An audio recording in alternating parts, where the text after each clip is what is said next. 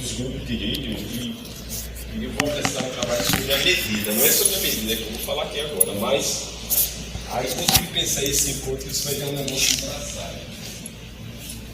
Então, o uso da linguagem ordinária preservaria as múltiplas formas de vida inerentes aos nossos usos linguísticos. Ou seja, quando a linguagem sai de férias, é exatamente quando se acredita, na hipótese da linguagem ordinária, quando se acredita que há um contínuo da linguagem que perpassaria a todas as formas de vida.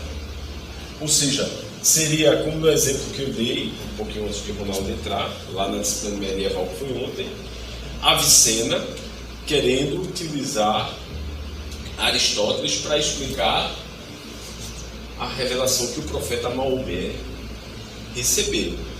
É ilegítimo? Não. Wittgenstein não está dizendo que é ilegítimo. Mas o que Wittgenstein está dizendo é que a linguagem ela possui raízes nas formas de vida com as quais ela se estruturou. Então, ao possuir raízes, ela vai trazer para dentro daquela outra forma de vida os problemas dela. E aí esses seriam os falsos problemas que vão ser potencializados. No caso do Avicennas, ela vai trazer um problema para a ideia de criação do profetismo islâmico. E os próprios sábios árabes vão bater nele, vão dizer, Avicennas, tem problema. Vai trazer Aristóteles para explicar o profeta, a tradição do profeta, que vem de Abraão, passa por Cristo e vai até o profeta. Tem problemas. Então, na hipótese, com essa dele, fica bem claro que os sábios vão dizer assim, Avicena, a explicação é ótima, mas tem problema. Mas por quê? Porque quando Aristóteles tentou traduzir conceitualmente ou linguisticamente a sua época, os problemas que eram os seus eram bem diferentes dos problemas que são aqueles de Avicena lá quando da revelação do profeta Maomé. Então, essa é um pouco a ideia de Wittgenstein para defender que as formas de vida elas têm e nelas radicam estruturas próprias que performam a linguagem. Por isso que... Olá, amigo. Bom dia, seja bem-vindo. Por isso que o mesmo idioma, o mesmo exercício linguístico, ele vai variar tanto de região para região. Ele vai variar desde coisas assim, bem simples, como os fonemas. Se vocês forem no Ceará, eu não sei se vocês têm essa impressão, mas para mim, Pernambuco, Paraíba, Alagoas, Sergipe e Rio Grande do Norte é quase que um único bolsão linguístico. Mas quando chega no Ceará, o uso dos fonemas já mudam. Isso não é positivo nem negativo, isso é próprio de uma língua. O uso dos fonemas já muda. Não sei se vocês sofrem isso, mas quando eu assisto o Jornal Nacional, não é a língua que a gente fala, os fonemas são diferentes. For do sul do Brasil, os fonemas também são diferentes. E aí também questões de semântica alteram muito. Eu passei por uma situação super envergonhada no Rio Grande do Sul. Uma cidade chamada Nova Westfália, o Dalto Filho. E eu fui visitar Dom Luiz Lochaider. Aí tem um convento dos capuchinhos e tem uma casinha que ele está enterrado ao lado da casinha, que é uma capelinha. Aí eu fui lá. E aí, quando eu cheguei lá, eu fui com os frades, tinha uma feira dando uma conferência. Era um evento que dava um evento de formação. E os frades vão assistir e vão. Quando terminou a feira, ela tinha tem pessoas assim, que mesmo que está falando de um assunto que você não conhece, mas que ela tem aquele dom de comunicação, tem aquela capacidade de empatia, ela é essa senhora. Aí, quando terminou que a gente foi sair, tinha um freio que estava assim, eu disse, poxa, que massa essa freira, ela está desse como? Que falta de respeito. Aí o frade que ficou, ele disse: ele está aí pensando em outra coisa. O fato dele era bonito, mas a retardada tinha uma conotação quase sexual. E eu ainda usei massa. Freira massa, arretada. Fiquei super constrangido.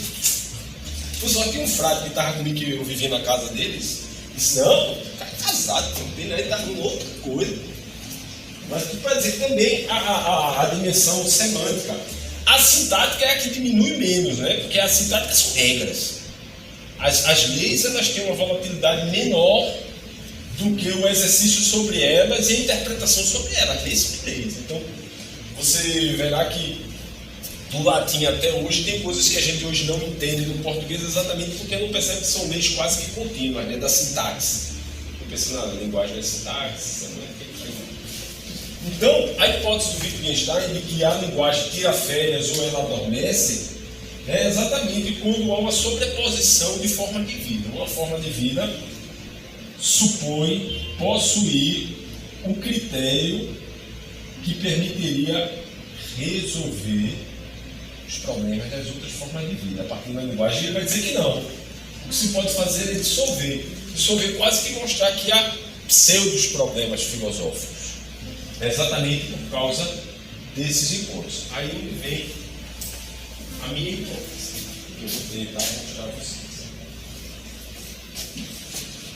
Eu vou botar 2 livros, é uma pena que os livros estão em inglês, mas a gente não vai adotar eles, mas eles vão ser referência. Referência para futuro espaço. Eu vou ter eles até agora. É um livro da. É um compêndio de métodos filosóficos. Eu vou botar um capítulo. Na verdade, é um Oxford Handbook, normalmente compêndio chamam da Cambridge. Mas de Wittgenstein? Não, disso aí. O do Wittgenstein eu posso botar também. Desse tema aqui.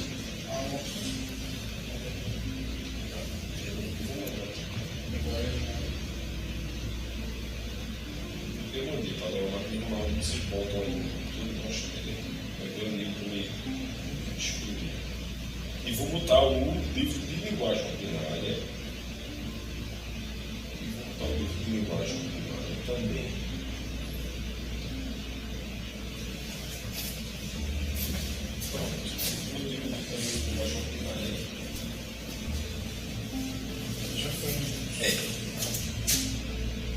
Bom, assumindo só esses pequenos pressupostos,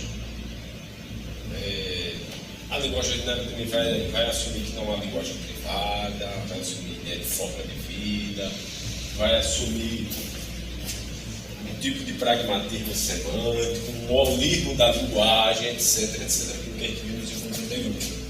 E vamos ver como isso se aplicaria, por exemplo, a um autor como ele. É um exercício trivial. Por que trivial? Porque uma aplicação assim tão imediata e a traços largos pode ocultar o que é a ideia central. A ideia central é que é preciso um certo controle linguístico na análise dos próprios problemas filosóficos, sejam eles linguísticos, metalinguísticos ou mesmo sociais, considerando que a nossa inserção na resolução dos problemas se faz mediada pela linguagem. Esse autor, vamos dizer assim, na sua forma mais madura, vai defender que uma tradução conceitual da realidade passa por vários níveis. Aí ele vai dizer que a realidade pode ser compreendida do ponto de vista da linguagem, no seu exercício lógico, assim,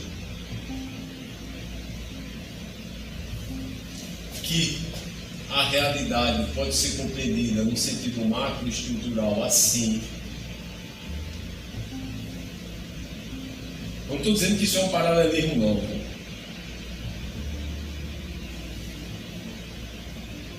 O que eu estou dizendo é que onde ele disse que a sua expressão da tradução conceitual da realidade se dava de forma quase que acabada, era no nível da lógica. na Enciclopédia das Ciências Filosóficas, no livro da lógica seria ser, essência e conceito, no livro da Enciclopédia Lógica, Natureza e Espírito, e não estou dizendo que é paralelismo. Numa das obras que inicialmente tinha uma função sistemática e depois mudou, que é a Fenomenologia do Espírito, ele defende, né? Seria consciência de si e o Espírito.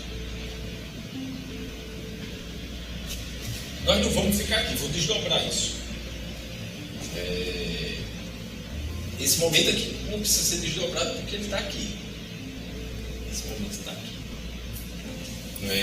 Na natureza ele vai desdobrar também a natureza. Vai ter uma dimensão que é física, uma dimensão que é química e uma dimensão que é biológica.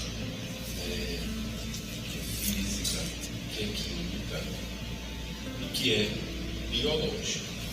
No espírito ele vai argumentar que é uma dimensão que é subjetiva, que é objetiva e que não tem pressupostos. Na consciência ele vai desdobrar ela em vários momentos, não vou exaurir aqui, mas uma certeza sensível, uma percepção e um entendimento. A consciência de si vai também ser muito desdobrada, o espírito também. Não vou desdobrar porque senão vai criar problemas. Qual é a hipótese dele? Ele não é um filósofo em que a linguagem assumiu uma autonomia, não tem uma virada linguística dele. Mas ele é um autor já para quem o uso dos conceitos tem que fazer, como dizia o Russell, ciência rigorosa. Então ele já vai, em alguma medida, se colocar em certa distância ao princípio de filosofia da linguagem ordinária, e talvez o autor, por mais paradoxal que possa parecer, com que ele tenha mais semelhança no uso dos conceitos, eu acho o Deleuze, porque para ele toda a história da filosofia é produção de conceitos, é traduzir o tempo em conceitos. Então, por mais paradoxal, né, vamos dizer assim, no todo, mas o princípio que o orienta parece muito com Deleuze, parece muito com ele, ou seja, a tarefa da filosofia é criar conceitos.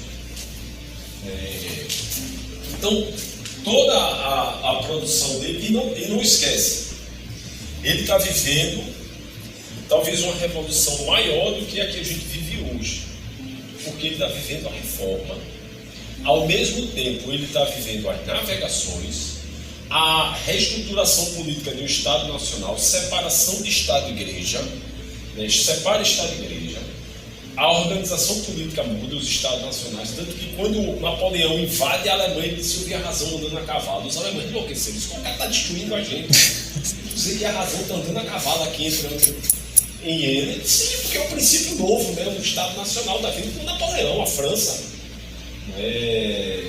Tem coisas que os alemães não contam, mas na época que o Napoleão entrou lá, os imperadores diziam que o alemão era uma língua boa para falar com os cavalos. Eles falavam latim e francês, eles não falavam alemão, os imperadores, eles sabiam. Mas eles não se importavam em alemão. Eles se importavam em francês, né? Não sei se você recorda, que o Kant se nega a escrever o texto em francês da Academia Nacional de Ciências da Prússia, porque tinha que escrever o texto em francês, esse não escreveu.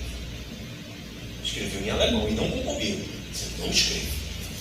Porque era uma espécie de autoafirmação, né, dos povos. Né? Você escrever em francês, ele se nega a escrever em francês. Vários grandes escreveram na escola, mas escrever em francês.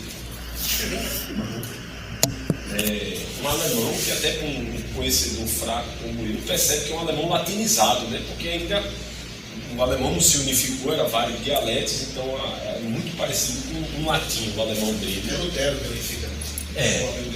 Talvez ele, né, por falar tão bem latim, o Kant, né, o alemão dele se expressasse de forma latinizada.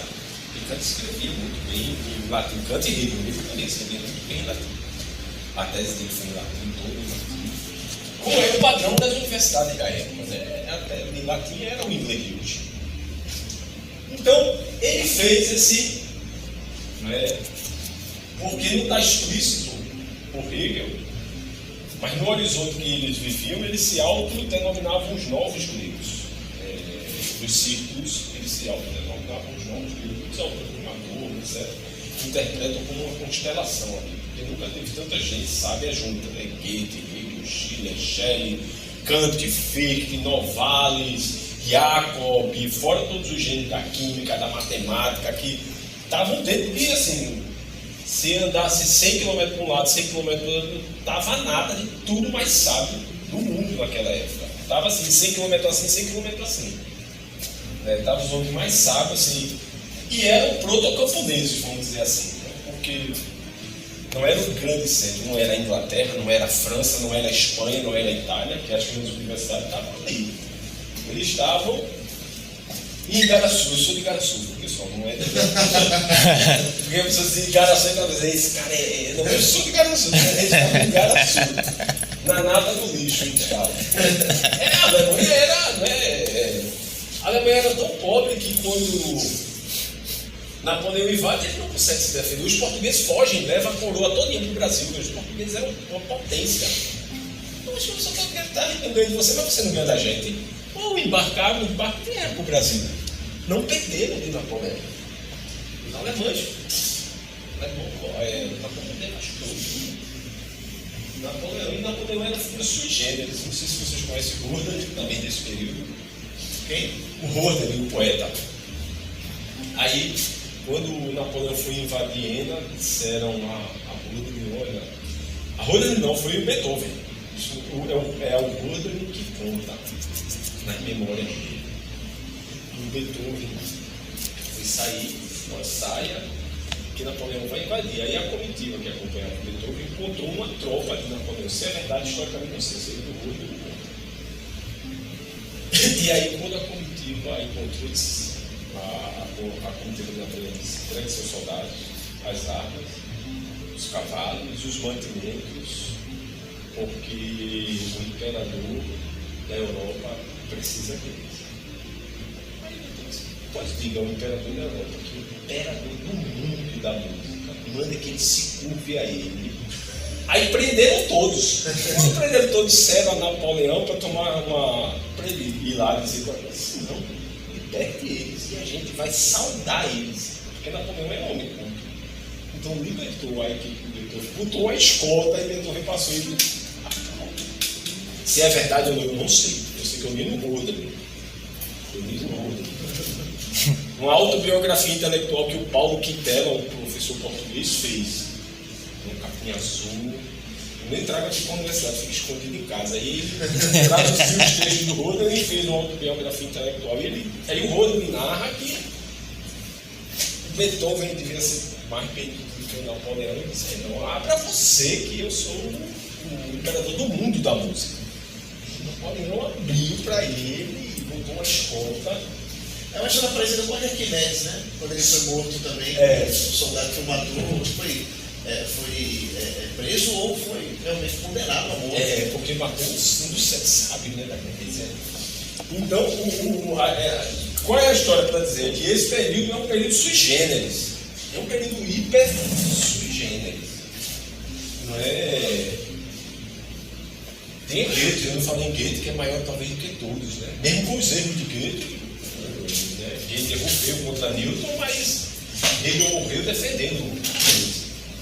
Hegel e muitos da Alemanha morreram defendendo Goethe. As pessoas iam deixar a mão dele. Hegel mesmo nada, que foi várias vezes para Goethe, pediu orientação. Ele era um... Então, essa dinâmica,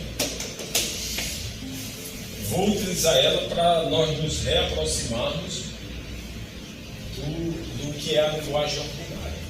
Então imagine, vou pegar esse momento aqui, porque ele é mais palatável. Vou pegar esse momento aqui e vou fazer os outros agirem a partir dele.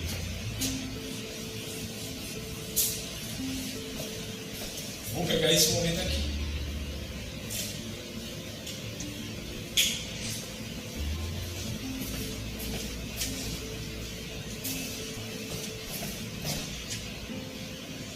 Bom, por que espírito?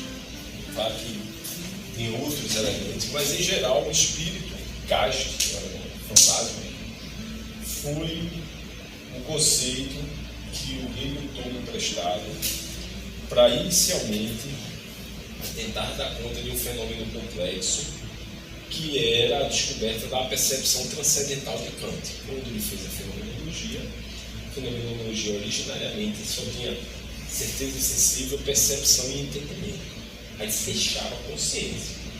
Mas aí ele viu, ele concluiu que só há consciência para outra consciência.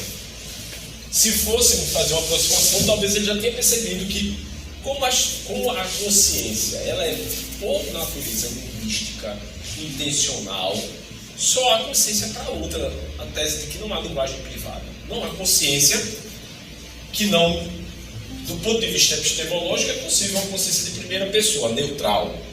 Mas do ponto de vista do que é mesmo, ela é sempre uma para outra. Aí ele pediu ao editor a guarda, escreveu o resto da fenomenologia, que é da seção consciência de si até o final, até saber absoluto. E como é que a gente sabe disso? Me presta um caderno aí. Porque naquela época, vocês já devem ter visto o livro da Silvia, os livros eram como uns caderninhos. Então, essa foi a primeira, ela vem aqui e ela é a última, né? Porque ele não voltou nas folhas assim, na tipografia, depois roda e encaderna. Então, os primeiros livros, quase 50 livros, saíram a primeira edição, que mandou parar, com o acréscimo da segunda em uma capa. Então ela saiu com duas capas, Fenomenologia do Espírito, e depois a capa primeira, Ciência da Experiência da Consciência. Se vocês colocarem na e-books, um livro desse, você vale mais de $100 mil. Fortuna, os ricos, os bibliófilos, Aí, se você tem biblioteca pública, só assim, uma na Alemanha, uma no Japão, duas na Biblioteca do Senado norte-americana, são essas primeiras, né? No Japão também tem, você consegue achar. Ou naquele arquivo, né? Que é aquela grande biblioteca, aí você vê digitalizado, né? Aí tem aqui Fenomenologia do Espírito, quando você abre, aí tem nosso livro aqui, aí Ciência da Experiência da Consciência. E aí o caderno que está dentro foi feito separado, foi feito uma capa mesmo. Não como era antigamente, né? A primeira folha do caderno era a capa, né?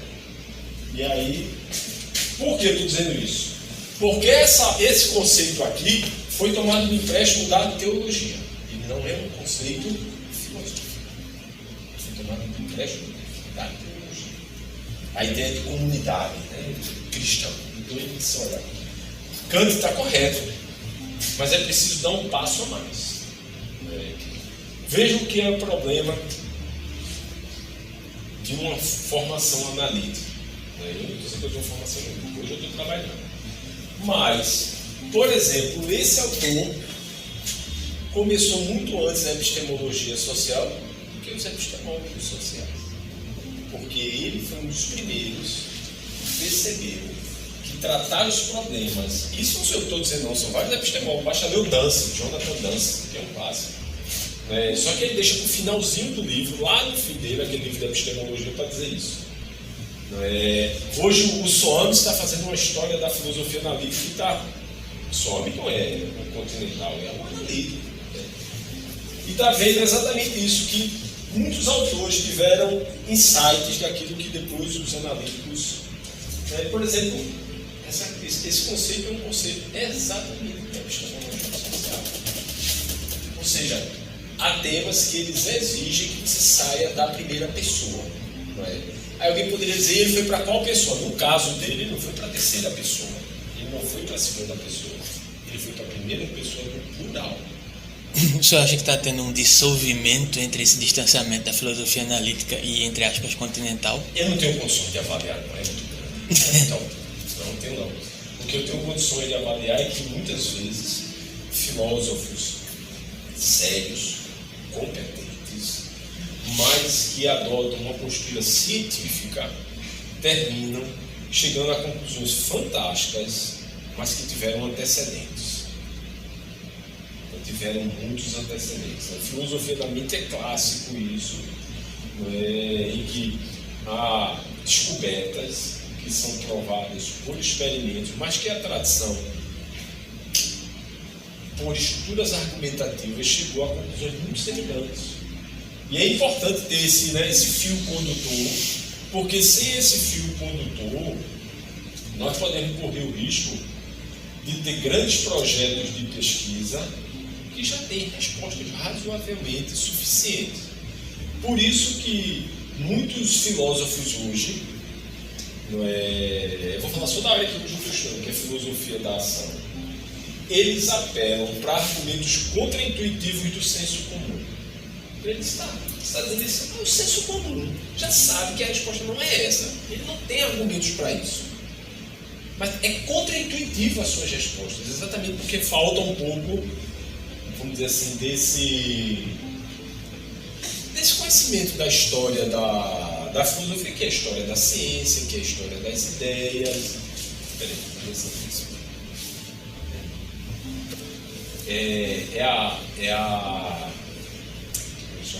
A plasticidade do cérebro, não. De tanto ele tocar aqui, às vezes a pessoa acha que ele toca e o cérebro dá informação que ele toca sem ele ter tocado. Agora eu me esqueci o nome do conceito em filosofia da mente. Então, essa ideia, esse conceito que ele precisou forjar, não é um conceito filosófico. E na obra dele fica clássica, porque quando ele era um teólogo, ele escreveu vários textos do espírito do judaísmo, do espírito do cristianismo, que ele mesmo não quis lançar, mas em que ele estava gestando, né? Ele escreveu uma vida de Jesus, um Jesus kantiano, para quem tem fé é uma coisa linda. Porque a pessoa diz assim, isso é um herege, porque o Jesus dele vai lá no Sermão da Montanha e profere um imperativo categórico. Uma coisa louca, né? É um Jesus kantiano, Jesus que age como se beleza, né? Não é retórica não, está no texto. Age como se a máxima de atuação transformar em Deus universal. Que cara louco, né? Que Jesus ia conseguir fazer um milagre. Porque Kant separa o empírico do transcendental. Como é que Jesus ia fazer um milagre? Então, esse conceito de espírito é um. E então, ele desdobra ele. Então, o nível em que os problemas se dão na primeira pessoa, ele vai chamar de subjetivo. Tem uma antropologia, tem uma fenomenologia. Aqui, estou falando enciclopédia. O nível em que a reflexão filosófica precisa assumir os problemas na primeira pessoa do plural, ou seja, o objetivo é a institucionalização do jogo de dar e pedir razões, ele chama de objetivo.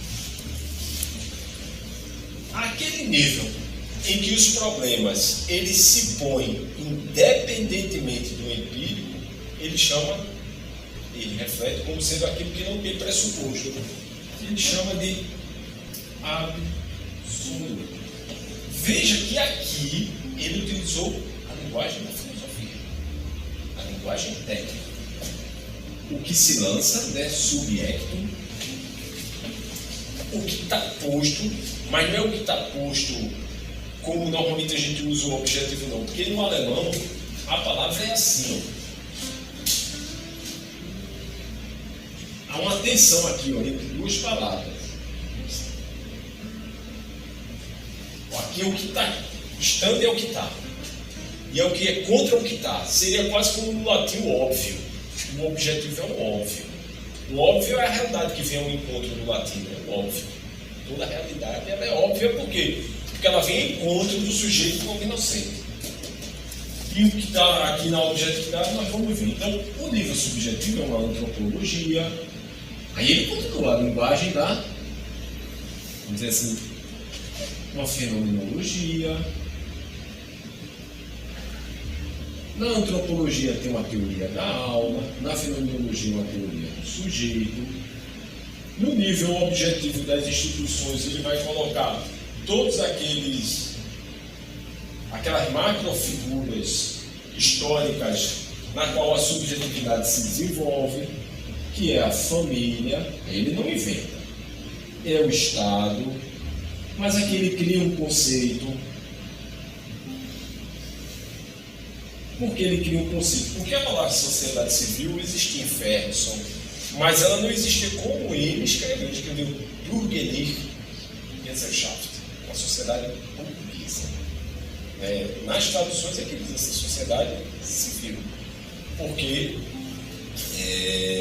como ele está falando aqui de trabalho e de economia, há uma linguagem já, mas é sociedade burguesa. A palavra realmente é sociedade burguesa, Bürgerliche Gesellschaft. Professor, voltando um pouco para o subjetivo, qual é a compreensão que ele tem de fenomenologia? Maria Santíssima, não faça isso não. É porque eu quero só aplicar isso aqui, tá entendendo? Estou dando só o horizonte para mostrar só para saber se, porque fenomenologia meio que surge com o seu, não sei.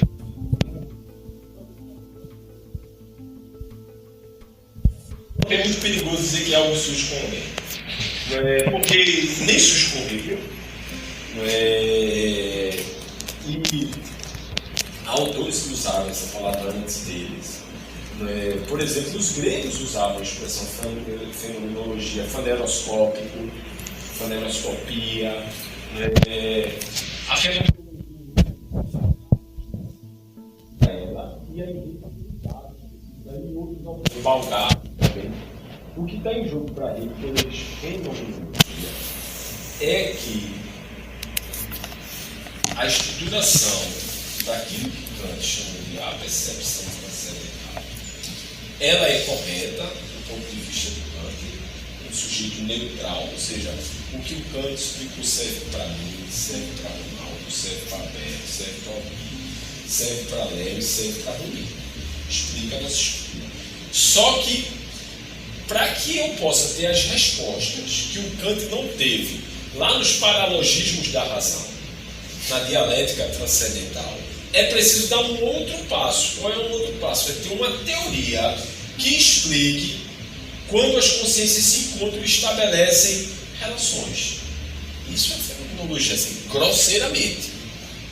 Então, para o Kant, o Hegel não seria um kantiano, porque o Hegel violou um limite do Kant, que era aquele limite da dialética transcendental. Mas aquilo foi objeto de tentativa do Fichte, do Schelling, do Hegel. Todos daquele período queriam fazer a ampliação, em alemão, a Erweiterung do Kant. Era mostrar que o Kant está certo, mas o Kant precisava ser ampliado. Então, por isso que tem um dialético subjetivo do Fichte, um dialético objetivo do Schelling e um absoluto do Hegel. O Schelling amplia a hipótese do Kant na natureza, o Fichte no sujeito e o Hegel o sujeito e natureza. Empírico e transcendental.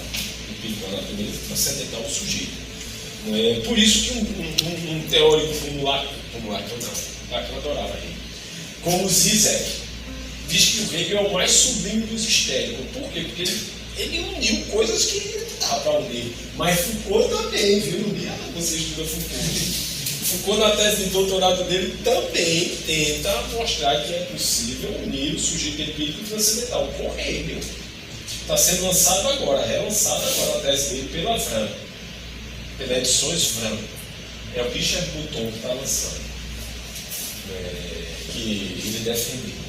E ficou meio apagado porque o Foucault, o filósofo que a gente conhece, negaria essa tese de doutorado dele.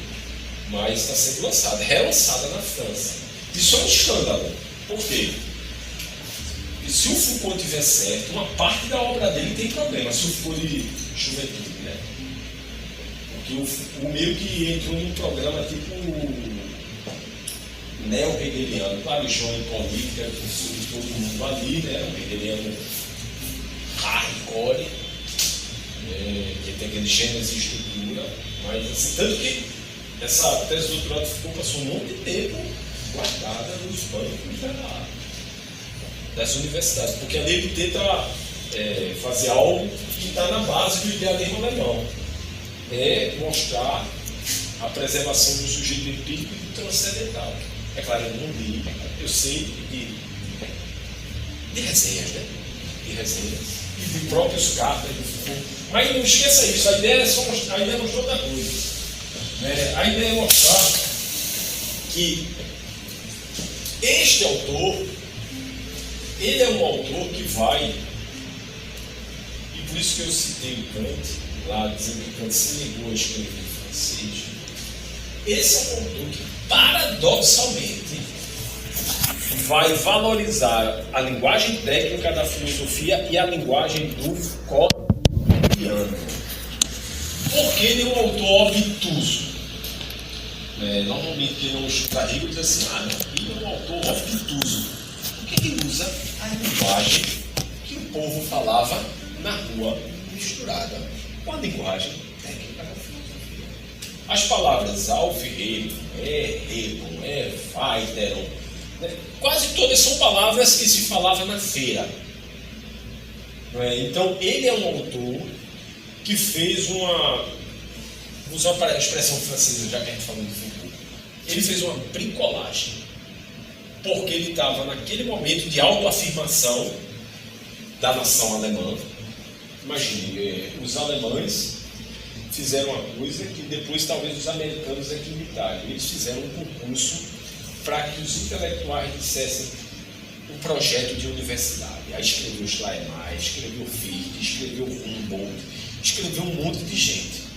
Eu só falei esses três porque eu só li esses três, o projeto de universidade deles. E ganhou Humboldt. Mas o de Fichte era lindo também, o projeto de universidade de Fichte. Ganhou o de Humboldt. Então, e o Hegel foi acho que o terceiro reitor da Humboldt Universität, que na época era a Universidade de Berlim, mas teve a guerra, dividiu a universidade no meio. Aí a Universidade de Berlim originária ficou com os soviéticos. Aí os alemães criaram outra Universidade de Berlim e chamaram Freie, livre. Aí quando unificou, tinha agora duas universidades de Berlim. Como resolveu o problema? Humboldt. Então, se vocês forem um dia para a Alemanha estudar lá e forem para Humboldt, vocês foram para a primeira. Se vocês forem para a Freie, vocês foram para a mais nova, pós-guerra. Porque tem duas em Berlim, Tem a do lado... As duas são do mesmo lado agora, Aqui era do lado soviético e aqui é aquela do lado ocidental. Então ganhou a Humboldt. Então, dentro do princípio de Humboldt, muito era valorizar os saberes locais, a linguagem, a ciência que vinha, vamos dizer assim, do jeito do povo, e também fazer ciência de ponta. Não por acaso, quando eles instituíram a universidade, você tinha gente lá que trabalhava com ciências da Índia, com língua da Índia, com língua da China. Por isso que muitos desses filósofos, eles têm, como Schopenhauer, tem, desculpa a expressão, pegada com muita coisa do Oriente, porque eles trouxeram gente em todo canto. Pagaram Humboldt rodou o mundo todo, o irmão de Humboldt, porque tem dois Humboldt. Tem um naturalista e um filósofo, que é também politicólogo. O naturalista rodou o mundo todo, inspirou Darwin. Ele rodou o mundo todo. Passou por todos os lugares, coletou bicho de todo canto, coletou espécimes de flora, coletou tudo. Até quando ele parou no Peru, em Lima, ele percebeu que tinha um problema lá em Lima, e aí ele descreveu aquele negócio que passa no mar, a corrente de ar, porque ele percebeu que em Lima não chovia. Aí ele começou a fazer medições, que ele era um polímata, sabendo de tudo, e percebeu que uma corrente marítima, ela entrava por dentro do continente e passava por cima de Lima, por isso que nunca chove lá. Em Lima não chove, porque a corrente passa por cima. Pobre Lima não tem telhado, a casa dos pobres, porque ele sabe que chove, porque a corrente passa em cima. É como Cabo Verde na Ilha do Sal. Eu fui em Cabo Verde na Ilha do Sal. Você está lá e ele faz uma expressão, que agora não sei dizer, aí a gente se vira. Quase que automático, todo mundo se vira, porque vem o vento do Saara com a poeira. Aí entra no mar, cai a areia no mar. O cabelo fica cheio de poeira do Saara. A poeira do Saara. E na outra ilha de Santiago, que tem mas isso não foi muito, isso só foi. que tem o Cesária Évora, os americanos têm uma base, porque o ciclone que vai para a Flórida se forma lá. Você vê ele se formando. Só que ele não para lá, né? Porque as duas correntes do Saara se encontram com a do Atlântico, aí os americanos estão lá fazendo medição e avisam. Vai sair um ciclone tipo tal daqui agora, já 3, 4 meses de antecedência já sabe. Pelo tamanho que ele está se formando. Eu não sei se essa foi o Humboldt, eu acho que não, né?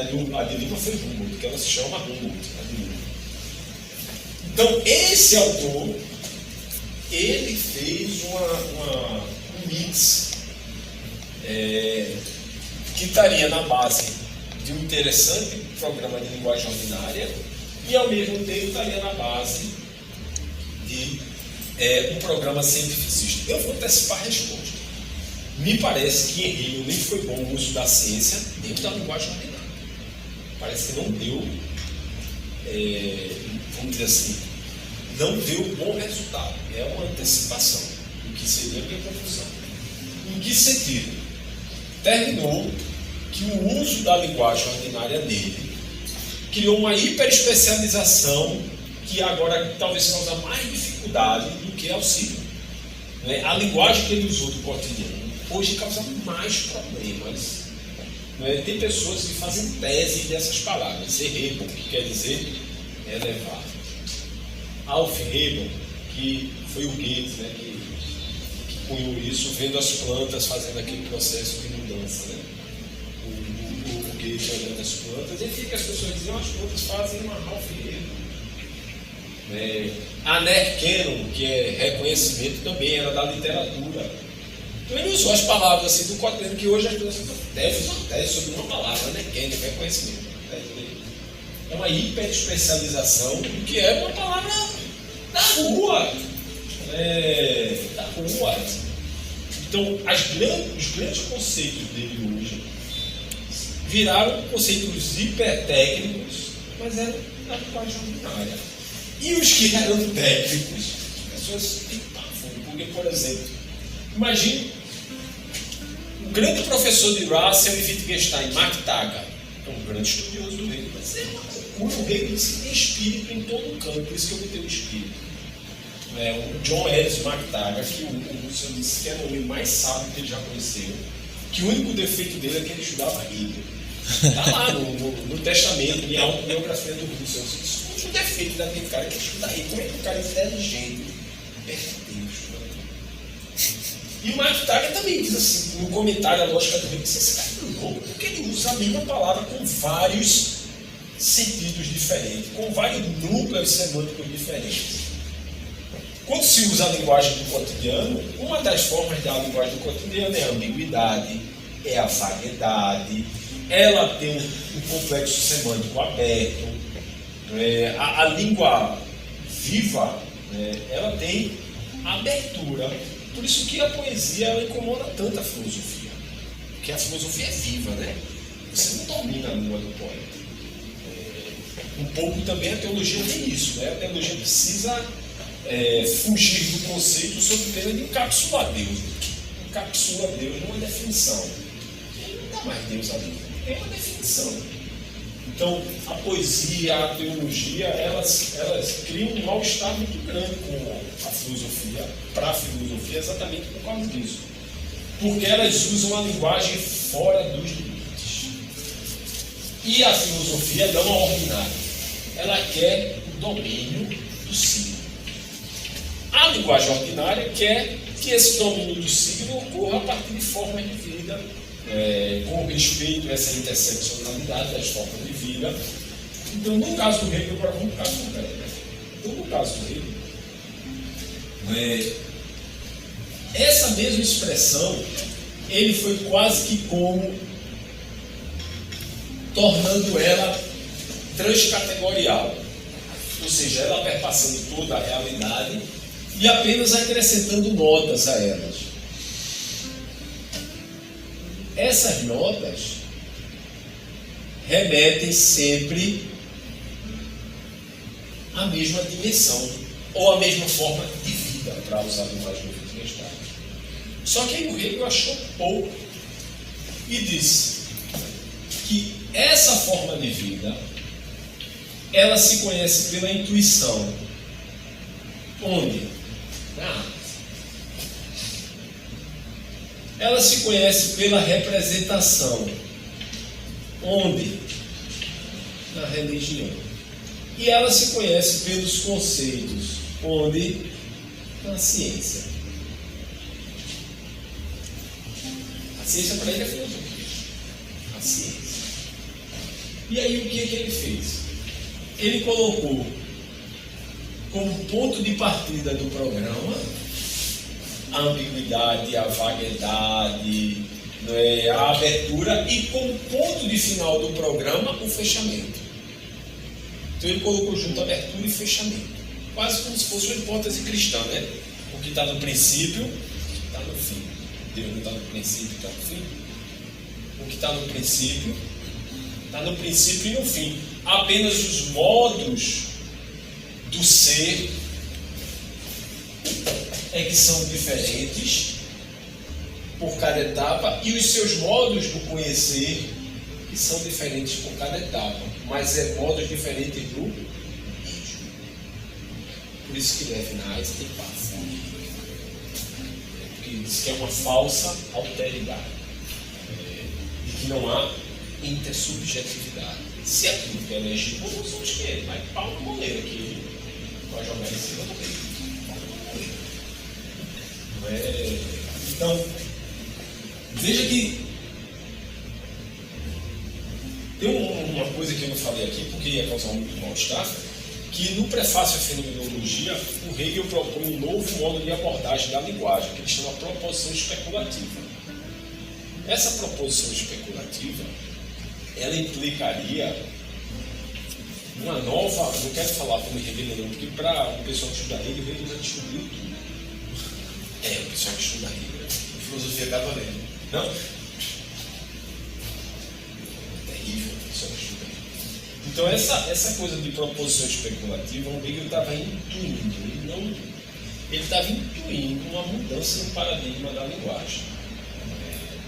E aí ele propõe que se interprete uma sentença não como Aristóteles, mas de uma outra forma que não ficou muito clara.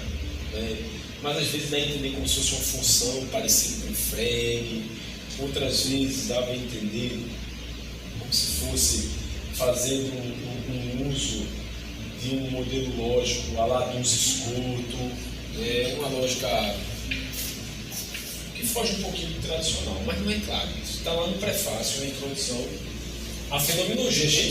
Gente séria, escreveu tratados, o grande estudioso do Nietzsche, o Joseph Simon, escreveu a filosofia da linguagem Hegel. Graças a Deus que foi um estudioso de Nietzsche, porque ele disse que Hegel antecipou todo mundo. Se fosse um estudioso de Hegel, ele queria dizer que... Mas ele antecipou todo mundo, filosofia da linguagem. Como eu não tenho como avaliar, eu estou assumindo que deve ter, né? Esse filósofo alemão, Joseph Simon. A Taurus traduziu esse livro, a Taurus é aquela editora espanhola, a filosofia da linguagem e o Zizek também, né? Aponta que a linguagem do livro tem muitos elementos de Frege, muitos contemporâneos, mas é também. Mas o fato é que ele fez um uso científico, fez um uso de linguagem ordinária, mas colocou um tipo de intersecção que faz uma exigência de que há uma forma de vida comum a todas as formas de vida. Isso talvez o Wittgenstein não admitisse. Era como se ele estivesse dizendo que para toda a obra das investigações filosóficas tem um tratado subjacente. Quase como se houvesse uma unidade entre a investigação e o tratado. Não seria talvez muito aceitável na comunidade wittgensteiniana. Ou seja, há uma base comum a toda a linguagem, e talvez os linguistas também não admitissem. Uma base comum aos conceitos, e dentro dessa base comum há várias formas de vida. Só que essas várias formas de vida, elas só são transitoriamente próprias, não são como Wittgenstein. Elas seriam como epifenômenos, dessa forma que é subjacente ao tudo, que é o que ele chamou de espírito. Voltando para a proposta original. Oi, Tadeu. Bom dia. Bom dia, seja bem-vindo. Voltando para a proposta originária, então, o uso da linguagem ordinária, que teria por finalidade de solução dos problemas, que teria por projeto fazer a filosofia auxiliar a linguagem a acordar, né? Ou voltar de férias, que o Wittgenstein vai dizer, grande parte dos problemas surgem quando a linguagem entra de férias. Quando é que ela entra de férias? Quando nós renunciamos ao nosso uso próprio, segundo as várias formas de vida, e adotamos, por exemplo, uma linguagem cientificista, né, que perpassaria todos os âmbitos da existência. Vamos dar um exemplo. Imagine que Almir, ele vai defender, eu não sei qual é exatamente o argumento, mas o que ele vai fosse defender, de que computadores pensam. É muito comum hoje programas naturalistas, né? Computadores pensam.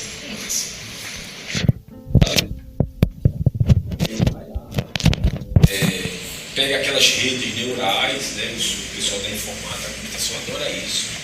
Faz ótimos algoritmos que mostram que um computador é capaz de calcular, é capaz de fazer deduções, é capaz de fazer, é capaz de fazer cálculos complexos, fazer predições, né, a partir desses cálculos. Chama o professor Danilo e mostra que o computador é capaz de, nessa ação, de calcular, de deduzir, de induzir, de abduzir, de fazer inferências, ser melhor.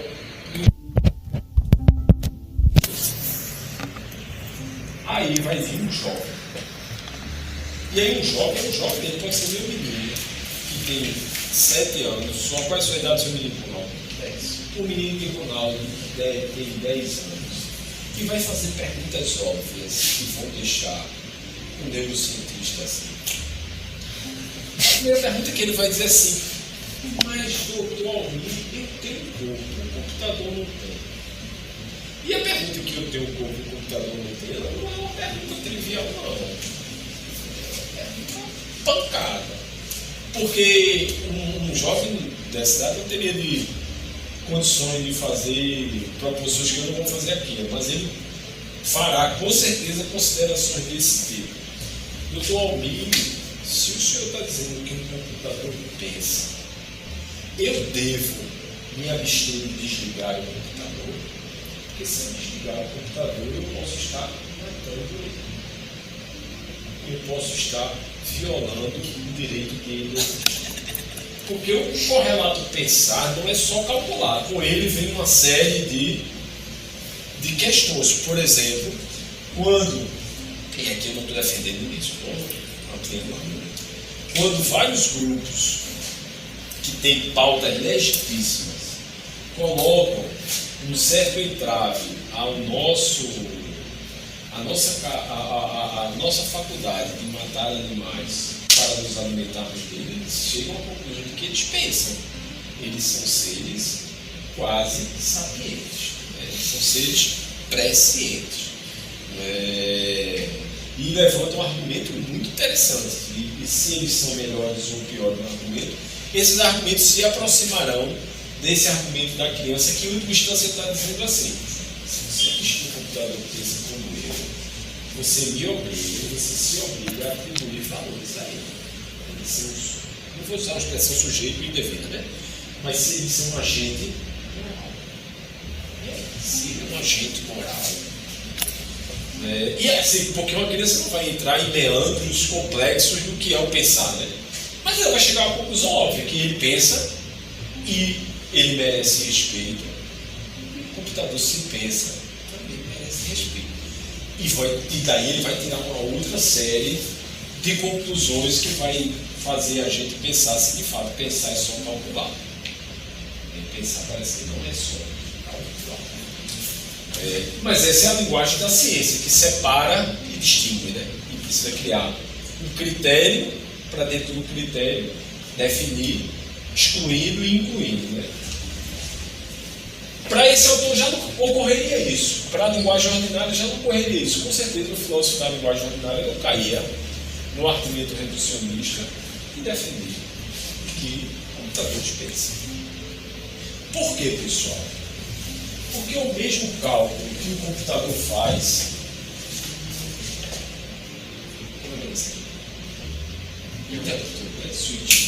isso também faz. É o mesmo processo, só que numa escala menor. Um algoritmo de 0 e 1. Abre e fecha. Só que ele processa o computador bilhões de vezes ao mesmo tempo. E aqui ele só processa 1. Aí a pessoa pode perguntar assim, mas Danilo agora viajando na maionese. Não, tem debate sério sobre se o termostato pensa. É o mesmo argumento do termostato. E foi o Searle, o filósofo que defendeu, levantou a mão e destruiu o argumento. Se um computador pensa, se um computador pensar, a linguagem do computador teria 2 fonemas, que seria a língua mais simples assim, entre a grande língua, o inglês tem 28 fonemas. Veja a complexidade que é uma língua como o inglês, né? Que é uma língua prática, né? O americano é prático até no idioma. Tem, imagina uma pessoa que vai aprender francês. A pessoa aprende, porque aprende qualquer coisa. Você não vai aprender mais vontade de conjugações que tem aquilo ali. Tem em português. É uma coisa que não tem tamanho. Com certeza, 90% dos franceses morrem sem utilizar todos os tempos verbais na internet. É muito tempo verbal. É pior do que o português. Agora, veja que pensar é algo mais complexo do que calcular.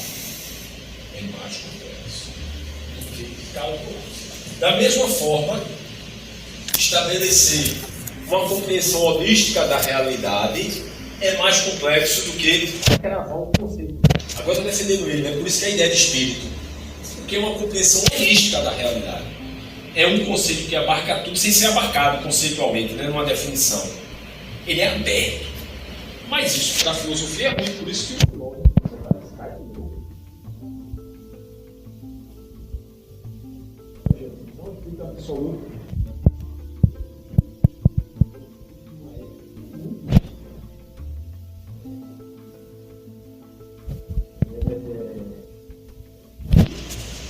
Ele está aqui no espírito.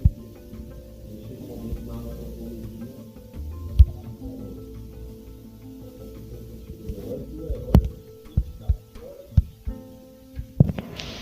Quem está fora do espírito de Deus vai ser triturado pelo espírito objetivo, que é a história.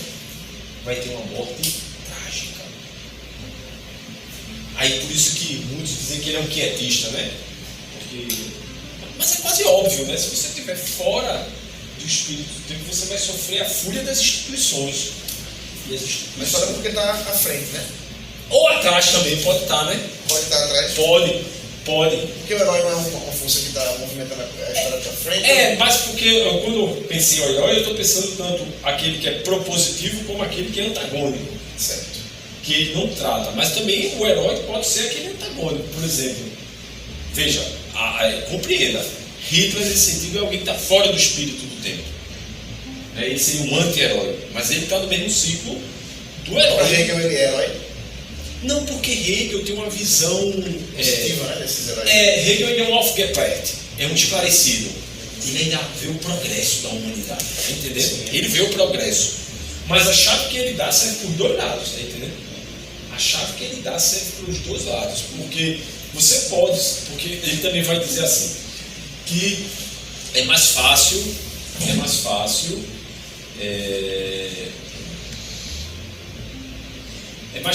compreender o novo do que internalizá-lo.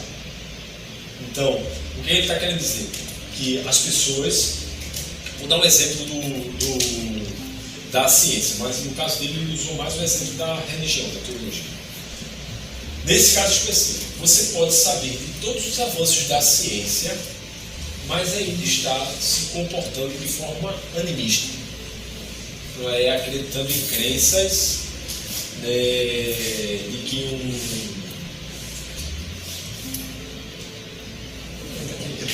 Não, cristal é ideal, sabe? Aquele pé de coelho. Pé de coelho, tá entendendo? Não botar as sandálias de cabeça para baixo, essas coisas assim. Por quê? Porque ele defende que há como se fossem ondas supracognitivas, o espírito. O que são ondas supracognitivas? A realidade vai produzindo valores e saberes, mas não se segue que esses valores se encarnam no tempo. Vou dar um exemplo, para ficar bem claro. Imagine que eu perguntasse aqui ao Alberto, e poderia ser qualquer um de nós, inclusive minha mãe. Eu gosto de fazer isso direto na sala de aula, não sei se então não lembra disso, quando eu leciono medieval. Aí eu boto os exemplos no quadro antes de começar a aula. E aí um dos exemplos clássicos que eu sempre boto é assim. É um caso de uma pessoa que matou outra. E foi dada a ele uma nova chance de vida social. E ele matou umas 3 pessoas. Dessa segunda vez foi com requintes de crueldade, matou criança, matou uma mulher. E aí depois as pessoas não percebem, descontraem. Você vai fazer o que com ele? Quase todo mundo tem que matar. É um modo grego de pensar, não é um modo cristão de pensar. Ou seja, que a pessoa tem que ser excluída mesmo da sociedade, tem que ser triturada. E a gente vê, não é à toa que os jornais de violência são os que mais vendem. Você vai perdoar o outro, você é um idiota, um babaca, um mané. É um modo grego. Entendeu? Agora que essas ondas supracognitivas, veja, o modo negativo, porque o grego tem coisas maravilhosas, mas tem coisas também limitantes. Os modos limitantes do pensamento grego ainda estão presentes. A misoginia, a homofobia, o capacitismo grego está tudo presente, nem tem dúvida. Tudo presente ainda. Então, esses usos conceituais que ele fez seriam contra a linguagem ordinária no sentido que eles violam as formas de vida específica, ao mesmo tempo, em alguma medida, eles resgatam elementos da linguagem ordinária porque ele usou a linguagem falada pelo povo. O que eu quero dizer com isso? Por isso que eu mandei esse texto, que é um excerto, né, que é só um capítulo do Oxford Renown. É que, atualmente, quem faz uso da linguagem ordinária faz como método. Faz como método. E não como quem faz fenomenologia, que faz método e conteúdo. E não quem faz filosofia analítica, que é um programa metodológico, mas também um programa de resultados. Não como quem faz hermenêutica, que normalmente faz os 2 níveis. Então, aqui é mais um programa metodológico. Eu fiz uma revisãozinha de literatura. A maior parte dos autores hoje fazem apenas um programa metodológico. O que seria um programa metodológico? A partir dos próximos encontros do Wittgenstein a gente vai trabalhar isso. É utilizar as chaves que o Wittgenstein deixou como auxílios da reflexão e não como programas da reflexão, como auxílios da reflexão. Por quê? Porque o uso, e aqui parece que Russell estava certo, um uso não programático pode conduzir a um cada vez mais distanciamento do discurso filosófico e cada vez mais uma aproximação com um certo senso comum descontrolado. Por quê? Porque o postulado da linguagem é que ela é viva. Então, se ela é viva, ela vai estar em constante mudança, independente de uma preocupação com os problemas que são os reais e os que ela suscita. Então, aqui é mais método. Por isso que eu fiz essa quase uma grosseria, fazer uma comparação assim, quase uma grosseria. Mas às vezes as grosserias auxiliam a gente a entender as coisas. Se o cachorro não latisse na hora que nós chegamos no portão, a gente não faria a inferência de que nós não devemos entrar. quando às vezes uma certa grosseria dá um insight cognitivo. Então, o exercício com Hegel foi para mostrar que, mesmo o uso da linguagem ordinária de forma de vida para a resolução de problemas, pode não ser garantia de uma boa resposta filosófica. Porque pode criar, dentro daquele ambiente próprio que era a forma de vida, uma hipostasiação dos conceitos por você eleito. E aí uma hiperespecialização. Então, hoje, conceitos... Por exemplo, tem vários, acho que é a mesma psicologia, né? Inicialmente. Vários psicólogos que se aproximam de psicanálise fazem tese sobre Alf Hegel, né, que está presente em certa medida em Freud, está presente em certa medida em Lacan. Mas aí quando você hiperespecializa o conceito, você tira ele de onde ele está. Então, ele está onde? Está no nosso fluxo, né, vou usar uma expressão talvez inadequada, pulsional. Se você tira ele dali, vira um hiperconceito, aí você começa agora a fazer aplicações dele. Vou usar uma metáfora. Quando a gente quer fazer uma prótese de um homem, fica parecendo o quê? Um robô, né? Por mais próximo que seja, vai dar naqueles... O Ricardo Delante tem lá uma exposição daqueles de cera, né? Eles são tão perfeitos que não são a gente. Porque a gente, né, tem uma perna maior, uma perna menor, tem um olho que cai assim do lado. A minha menina mesmo tem um olho assim. Já o meu menino tem um olho verde, eu tenho uma perna menor do que a outra. Um pé maior do que o meu pé esquerdo. Toda vez que eu vou comprar um sapato, tenho que ver se dá, porque o pé esquerdo é mais aberto assim. Todo pé do pé direito dá, nem todo sapato do pé esquerdo dá. Porque ele é mais aberto, se for aquele sapatinho bico fino, é nocaute para mim. Termina o dedo, esse dedo está inchado, assim, em cima do dedo, para ele poder sobreviver no sapato. Então, falta um meio. Falta um meio. 39,5. Falta o meio para esse pé.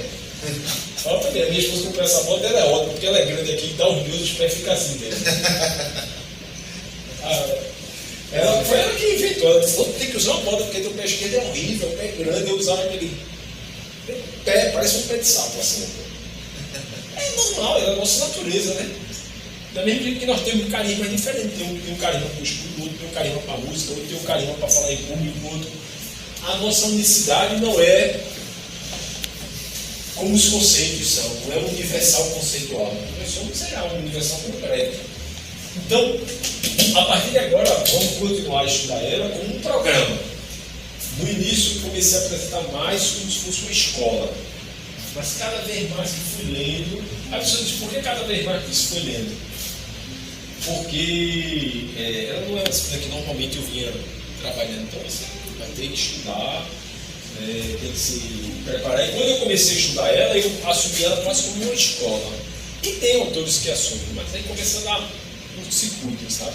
Começa a dar curto-circuito, né? E como eu já estou estudando filosofia da ação é que é dar curto-circuito total.